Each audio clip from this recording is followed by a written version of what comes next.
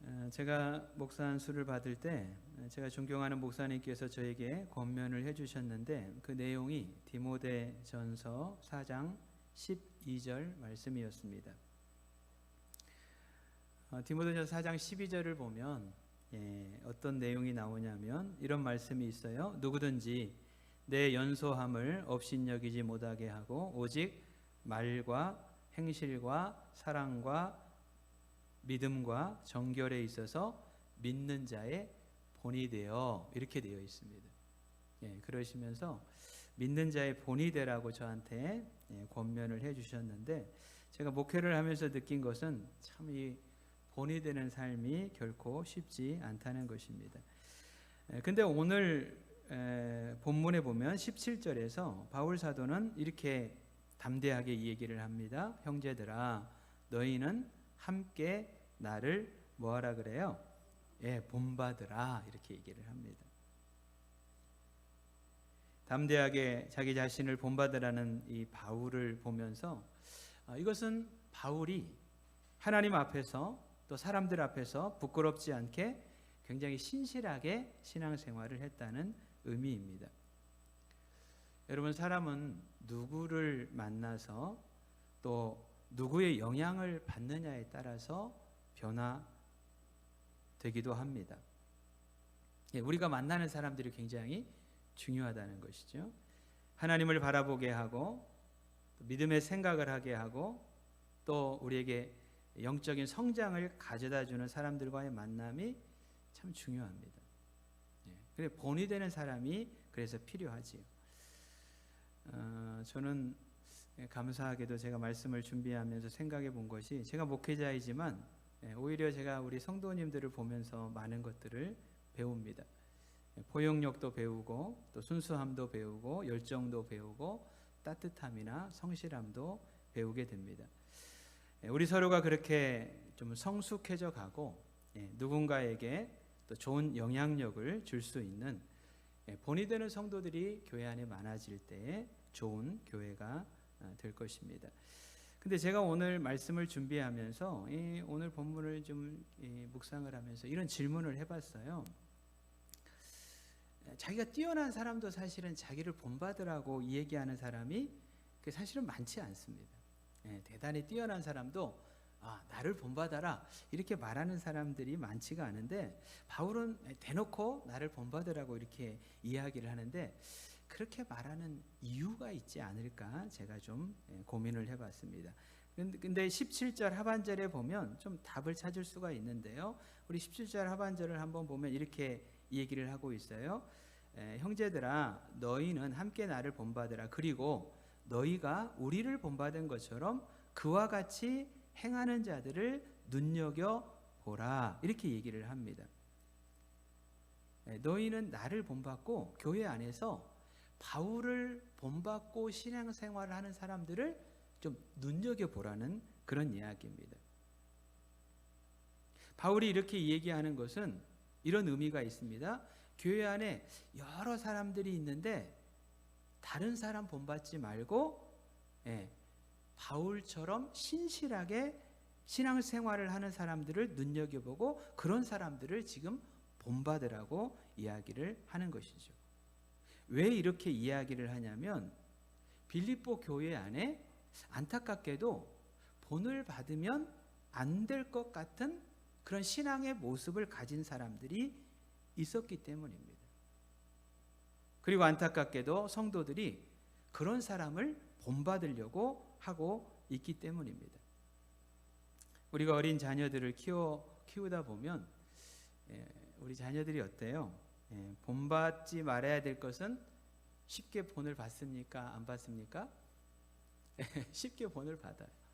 정말 본받아야 될 것은 또 아이들이 잘 본받지 못하는 것과 비슷합니다. 근데 여러분 생각을 해보시죠. 본받지 말아야 될 사람들을 성도들이 본받고 그런 사람들이 교회 안에 많아진다고 한다면 여러분 교회가 어떻게 되겠습니까? 바울이 고민하는 것이 그 문제입니다.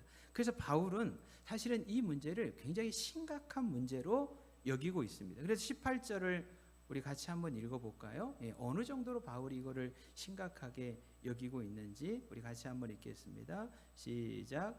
내가 여러 번 너희에게 말하였거니와 이제도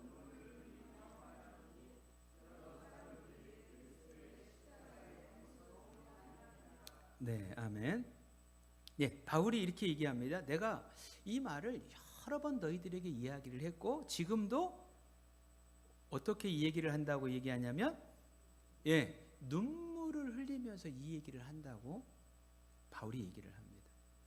이게 사실 바울이 이 얘기를 하면서 마음에 제가 느꼈을 때는 피눈물을 흘리는 그런 심정으로 이야기를 하고 있는 것입니다. 그러니까 지금 이 문제가 빌립보 교회를 위해서 또 성도들의 신앙생활을 위해서 대단히 중요한 문제라고 하는 것이죠. 그러니까 교회 안에는 본받아야 될 사람이 있고 빌립보 교회 안에 본받지 말아야 될 사람들이 있고, 근데 성도들은 본받지 말아야 될 사람들에게 마음이 쏠리고 이런 상황인 것 같습니다. 우리가 왜 이런 일이 일어났는지 우리가 몇 번 말씀을 드렸지만 다시 한번 정리를 해보면 이런 상황이에요. 빌립보 교회는 바울이 개척한 교회입니다. 바울이 개척을 해가지고 성도들에게 바른 신앙을 가르쳤습니다. 바울이 사실은 강조한 것은 예수 그리스도와 십자가만을 계속해서 강조하고 가르쳤습니다. 빌립보 교인들이 그것을 잘 받아들이고 믿음 안에서 성장을 한 것이죠. 근데 바울이 전도 여행 때문에 교회를 떠나게 되었습니다. 시간이 지나면서 다른 가르침을 주장하는 사람들이 교회 안에 생겨난 것이죠. 바울이 가르친 거하고 다른 가르침. 그러다 보니까 이제 교회에 혼란이 생기게 된 것이고 성도들이 혼란에 빠진 것입니다. 그래서 바울이 이 빌립보서라고 하는 편지를 통하여서 그들의 주장이 잘못됐다고 가르쳐 준 것이 뭐냐면 바로 앞에 빌립보서 3장 1절부터 16절까지의 내용이에요. 예, 사실 그 얘기가 그냥 나온 것이 아니라 빌립보 교회 상황 속에서 나온 이야기입니다. 예, 우리는 사실은 다른 교회 이야기는 별로 그렇게 심각하게 생각이 잘 안 되죠. 그래서 우리가 현실감을 느끼기 위해서 여러분 우리 교회에 이런 일이 났다고 한번 상상을 해보시죠. 예를 들자면 이건 완전히 제가 예를 든 것이고 제가 주변에서 들었던 이야기하고 좀 이렇게 섞어가지고 제가 그냥 여러분 이해하기 쉽게 예를 드는 것입니다. 어떤 한 분이 등록을 하셨는데 교회에서 신앙교육을 받기보다는 이분이 외부 집회를 많이 참석을 합니다. 시간이 흐른 다음에 이분이 여러분에게 이렇게 이 얘기를 해요. 누구누구 집사님, 요즘 사업 때문에 자녀 때문에 많이 힘드시죠? 제가 아는 아주 신령한 목사님이 계시는데 그분에게 기도를 받으면 또 그분에게 상담을 받으면 질병도 치유되고 또 사업도 잘 되고 자녀들도 만사형통할 것입니다. 이렇게 얘기를 해요. 여러분 어떻게 하시겠어요? 가시겠어요? 안 가시겠어요?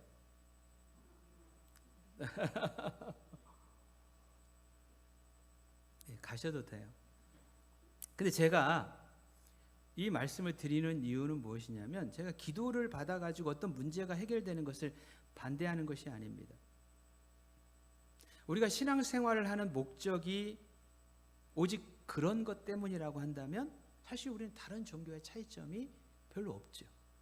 여러분 다른 종교 사람들이 열심히 정성을 바치는 이유는 무엇입니까? 똑같습니다. 질병이 치유되고 사업이 잘 되고 자녀들이 만사 형통하는 것입니다. 근데 여러분 성경을 보십시오. 위대한 사도였던 바울도 자신의 문제를 다 해결하지 못했습니다. 고질적인 질병을 치유받지 못했습니다.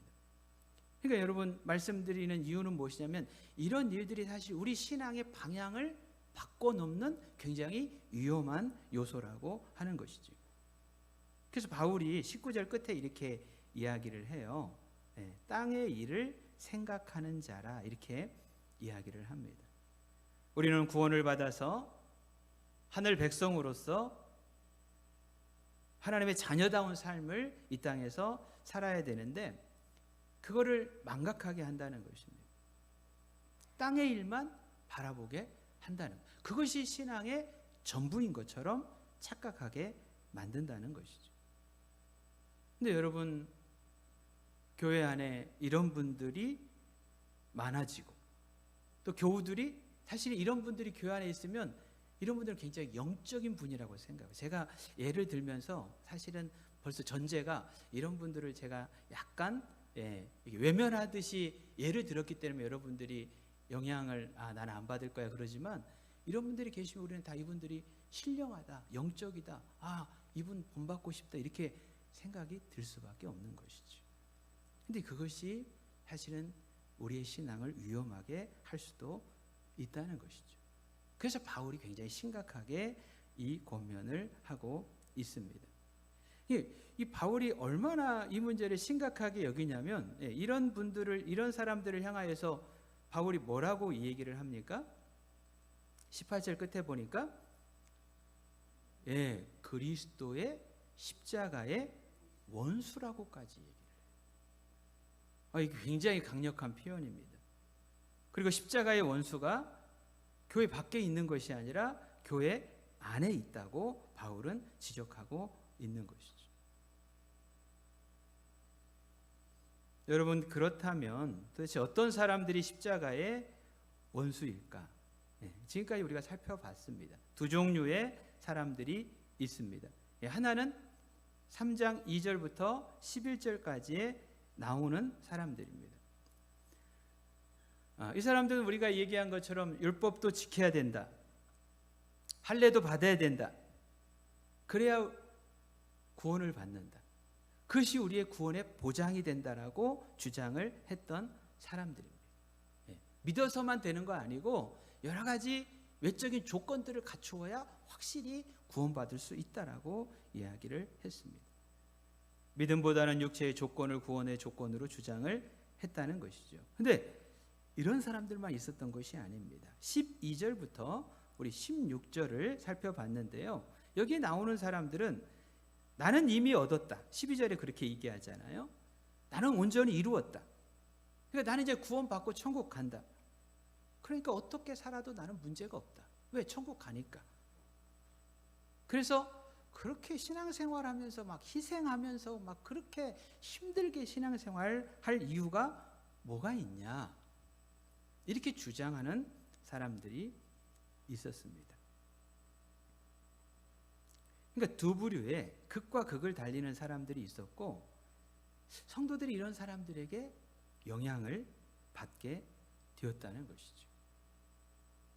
사실 이런 부분들은 굉장히 매력적입니다. 열심히 해야 된다, 뭔가를 쌓아야 된다, 하나님의 마음에 닿게 뭔가를 해야 된다.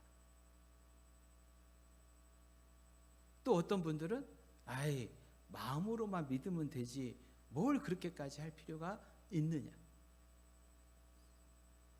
그리고 이런 주장은 사실은 그 시대뿐만 아니라 사실 어느 시대나 보면 계속 되고 있는 것을 보게 되죠. 근데 말씀드린 것처럼 이런 주장들이 굉장히 사람들을 미혹하고 매력적으로 느끼게 하는 이유가 있어요. 여러분, 이런 주장을 하는 분들이 있으면 여러분은 빠질 것 같아요? 안 빠질 것 같아요? 빠질 것 같네요. 내가 보니까 대답을 안 하시는 것이.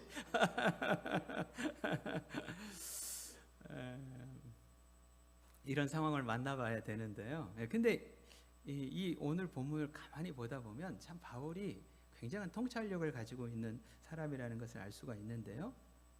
왜 이게 사람들에게 굉장히 매력적이냐면 19절 때문에 그렇습니다. 자, 우리 19절을 한번 같이 읽어보죠. 시작. 그들의 마침은 멸망이요 그들의 신은 배요 그 영광은 그들의 부끄러움에 있고 땅의 일을 생각하는 자라, 이렇게 얘기를 합니다. 그러니까 제가 앞에서 이 두 부류의 사람들이 빌립보 교회 안에 있다고 말씀을 드렸어요. 근데 이 두 부류의 사람들은 사실은 겉으로 봤을 때는 정반대의 주장을 하는 사람들이죠. 그죠? 어떤 사람들은 막 열심히 뭔가를 쌓아야 된다 그러고, 한쪽에서는 야, 그럴 필요 뭐가 있냐, 마음으로만 믿어도 되지, 이렇게 정반대의 주장을 하고 있습니다.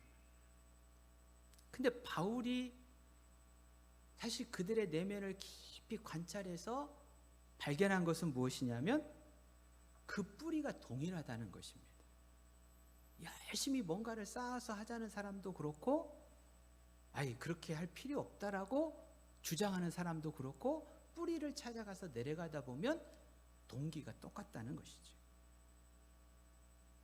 자, 이게 무슨 얘기냐면요, 여러분, 율법주의자들은 말씀드린 것처럼 열심히 해요. 율법을 지켜야 된다, 할례도 받아야 된다, 또 뭔가 막 정해놓고 막 그것을 열심히 해야 된다. 근데 그 목적이 무엇이냐면 사실은 자기 자랑입니다. 내가 인정받고 높아지는 것입니다. 그러니까 그 뿌리에 가서 보면 자기 욕망을 위해서 그렇게 한다는 것이죠. 그게 여러분 19절, 그들의 마침은 멸망인데요, 근데 그 다음에 이 구절이 있어요. 그들의 신은 뭐라고 얘기를 합니까? 신은 배다, 이렇게 얘기해요. 여기서 배는 우리 인간의 배를 이야기를 합니다. 신은 신처럼 사람들이 섬기는 것을 이야기를 합니다. 그러니까 뭐가 그 사람들의 신과 같은 존재냐면 배를 채우는 것이 이 사람들의 신이 되어 있다는 이야기입니다. 그러니까 이 사람들의 행위는 사실은 이 얘기를 들어보면 신앙으로 포장이 되어 있어요. 근데 결론적으로 보면 배, 욕망을 채우는 것이 신앙의 목적이라고 하는 것입니다. 우리 석찬이 형제가 교회 밴드에 찔림이라는 책 내용을 소개를 했습니다. 제가 그걸 읽고 정말 많이 찔렸어요. 근데 그 가운데 주객전도라는 내용이 있더라고요. 주객전도, 주인과 객이 바뀐 것입니다. 내용이 뭐냐면 주님이 당신을 쓰시나요? 당신이 주님을 쓰시나요? 여러분, 뭐가 맞습니까? 주님이 우리를 써야 됩니까? 우리가 주님을 써야 됩니까? 주님이 우리를 써야 됩니다. 하나님이 우리를 사용하셔서 하나님의 뜻을 이루어야 되는데 사실 우리가 하나님을 사용하려고 합니다. 그 내 뜻, 내 욕심을 채우려고 하는 것이죠. 사실 이것이 우리가 구분하기가 사실은 굉장히 어렵습니다. 나는 신앙이라고 생각하고 하는 것인데 정말 그거를 깊이 있게 들어가다 보면 그런 경우들이 있다는 것이죠. 그러니까 여러분, 겉은 신앙인데 속은 세상이고 이 땅일 때가 있다는 이야기입니다. 마찬가지로 다 이루었다, 그러니 더 이상 할 일 없다고 주장하는 사람들도 이 사람들도 막 율법주의자들의 잘못을 지적해요. 저거 잘못됐다, 나쁘다, 문제다. 근데 사실 그렇게 주장하면서 이분들도 십자가의 길을 가기를 주저한다는 것입니다. 왜냐하면 십자가는 희생이고 헌신이고 낮아짐인데 그 길 가는 것이 보통 부담스러운 것이 아닙니다. 그래서 멈춰 있는 것입니다. 그렇지만 잘못된 사람들을 비판하면서 나는 그렇지 않은 것처럼 우리를 감싸고 있을 때가 있다는 것이죠. 여러분, 성경은 이렇게 얘기해요. 하지 않아야 할 것을 하는 것도 죄라고 얘기를 합니다. 이게 어떤 면에서는 율법주의자들에게 해당되는 것 같아요. 그 사람들은 그렇게 하면 안 되는데 자꾸 그렇게 하는 거죠. 근데 또 다르게 성경이 이야기하는 게 있어요. 해야 할 일을 하지 않는 것도 죄라고 얘기를 합니다. 그게 야고보서 4장 17절을 보면 나오는데요, 이렇게 얘기를 합니다. 그러므로 사람이 선을 행할 줄 알고도 행하지 아니하면 죄니라, 이렇게 얘기를 합니다. 그래서 적극적으로 선을 행해야 되는데 그걸 알아요. 근데도 그렇게 하지 않는 것은 죄다, 이렇게 말씀을 하고 계시죠. 그러니까 어떻게 보면 이 사람들도 역시 배를 신으로 삼고 땅의 일을 생각하기 때문이라고 우리는 살펴볼 수가 있는 것이죠. 여러분, 저는 말씀을 좀 보면서 어쩌면 사실 이것이 우리 시대의 문제고 또 우리들의 문제라고 생각이 들었습니다. 제가 책을 하나 읽었는데요. 이 박영돈 교수님, 고신대 교수님이십니다. 근데 이분이 자신의 책에서 우리 한국 교회를 이렇게 평가를 해놨어요. 그 책에 이런 평가가 나옵니다. 1960년대 이후 군사 정권이 주도한 경제 개발 정책의 견인차 역할을 했던 성장 지상주의 가치관이 교회에도 그대로 유입되었다. 교회가 성장 제일주의라는 이데올로기에 지배당하면서 성장이라는 가치가 하나님의 자리에 앉는 대신 하나님은 성장이라는 우상을 돕는 존재로 전락한 성장 혼합 종교가 되었다. 이렇게 평가를 했습니다. 그러니까 우리나라가 성장주의로 가는 그 길목에서 교회도 사실 그 가치관을 교회 안으로 그대로 가지고 왔다는 것이죠. 그러니까 교회가 하나님의 뜻을 이루기보다는 교회가 성장을 해야 되는데 그 도구로 하나님을 사용을 한 것입니다. 이 박영돈 교수님은 이렇게 더 부연 설명을 합니다. 교회는 교인들을 천박한 자본주의가 지배하는 문화에서 해방시켜 천국 시민으로 살게 하는 것이 아니라 오히려 세상의 가치관과 체제에 무기력하게 순응하는 제국의 시녀가 되게 한다. 하나님을 전하여 그 뜻대로 살게 하는 설교가 아니라 기독교 신앙을 이용하여 세상에서 원하는 것을 얻어내는 성공의 비결과 지혜를 가르치는 설교를 전한다. 이렇게 지적하고 있습니다.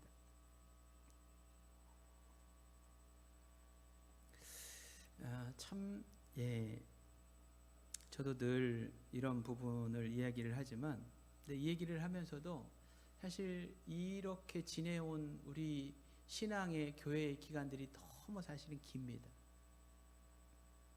한순간에 이것을 뒤집어 엎기라는 것은 참 어렵다. 제가 이론을 이렇게 설명하면서도 내 안에도 이런 가치관이 자리를 잡고 있고 우리 안에도 사실은 그런 모습들이 여전히 자리를 잡고 있다는 것입니다. 그리고 그 결과가 저는 오늘의 현실을 초래하지 않았나 생각을 합니다. 정의와 공의, 사랑과 평화가 사라지고 우리 신앙이 정치화가 됐습니다. 다른 사람들을 위협하고 있습니다. 예수님이 걸으셨던 십자가의 길과는 정반대의 길을 걷고 있습니다. 그래서 이제 우리는 급격하게 영향력을 상실하고 기독교가 불신의 종교로 전락했습니다. 다른 한편에서는 이런 기독교인들을 비판의 목소리를 높입니다. 근데 그러다 보니까 사실은 이 보면은 기독교인과 기독교인의 싸움이 됐어요. 진영 논리의 싸움이 되었습니다. 비판하는 것이 맞습니다. 근데 제가 걱정하는 것은 무엇이냐면 그런 상황 속에서 우리가 무엇을 해야 되는지 우리 방향을 상실해버렸다는 것이죠. 이게 지금 우리가 서 있는 자리이고 방황하고 있는 자리가 아닌가 생각을 합니다. 여러분, 이런 우리들에게, 이런 시대에 오늘 본문에서 바울 사도는 해답으로 십자가를 소개하고 있습니다. 십자가의 원수가 되지 말고 십자가의 사람이 되라는 것입니다. 주님의 길을 걸으라고 이 얘기를 합니다. 배를 신으로 삼고 있는 세상에서 희생과 헌신의 길을 걸으라는 것이죠.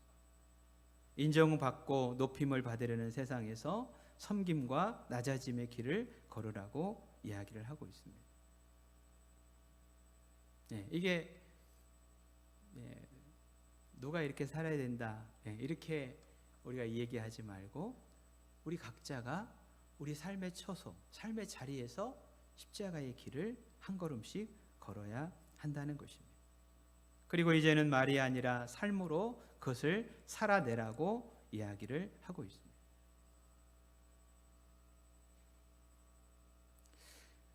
말씀드린 것처럼 바울은 그렇게 예수 그리스도를 믿고 살아야 될 이유는 사실 없었습니다. 그걸 누리고 살아도 됐습니다. 근데 왜 바울이 예수 그리스도를 만나고 모든 것을 버리고 자신의 모든 것들을 내려놓고 살았는가? 그 이유를 오늘 말씀에서 발견하게 됩니다. 자발적으로 바울은 십자가의 길을 걸었다고 하는 것입니다. 우리 자신을 돌아보며 우리는 이제 어떻게 살아야 할까 함께 고민해야 될 시점이 아니겠는가? 또 이 시대에 우리 교회에 나가야 될 방향이 무엇인가를 우리가 함께 찾아야 될 때라고 생각을 합니다. 말씀을 좀 마칠게요. 교회가 지금 코로나 시대에 무엇을 해야 될까 사실은 좀 고민을 했습니다. 우리 모두가 사실은 좀 당황스러운 지금 상황입니다. 저도 잘못된 행동으로 교회를 부끄럽게 만든 교계 지도자들을 비판하고 원망도 했습니다. 그렇다고 문제가 해결되는 것은 아니었습니다. 어디로 가야 되는지 무엇을 해야 되는지 기도하는 가운데 하나님이 감동하시는 부분들이 좀 있었습니다. 그래서 우리 교회 재정위원들하고 의논을 좀 했습니다. 의논을 하다 보니까 계산으로는 이게 맞지는 않습니다. 근데 이런 시대 속에서 교회가 가야 될 길이라고 한다면 우리가 하나님을 신뢰하며 믿음으로 가자, 그렇게 결정을 했습니다.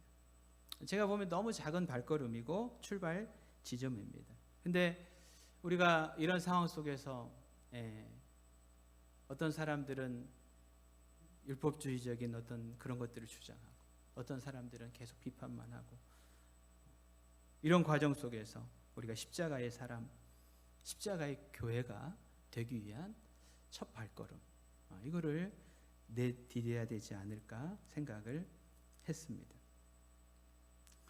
여기서 출발을 해서 우리 늘봄 교회가 좀 더 세상을 향해서 나가는 교회, 큰 거를 제가 늘 얘기하지만 뭐 큰 거를 우리가 하자고 하는 것은 아닙니다. 그러나 하나님이 우리에게 감동하시고 우리가 해야 될 일들이 있다고 한다면 함께 마음을 모아서 그 길을 걷는 가운데 이런 생각이 있어요. 우리 늘봄 교회만이라도, 또 우리 늘봄 교회 성도들만이라도 세상에 빛이 되고 소망이 되는 교회와 성도들로 세워질 때 이 시대가 회복될 수 있지 않을까, 이런 마음으로 우리 늘봄 성도들이 십자가의 사람으로 세워지는 귀한 은혜가 있을 수 있기를 원합니다.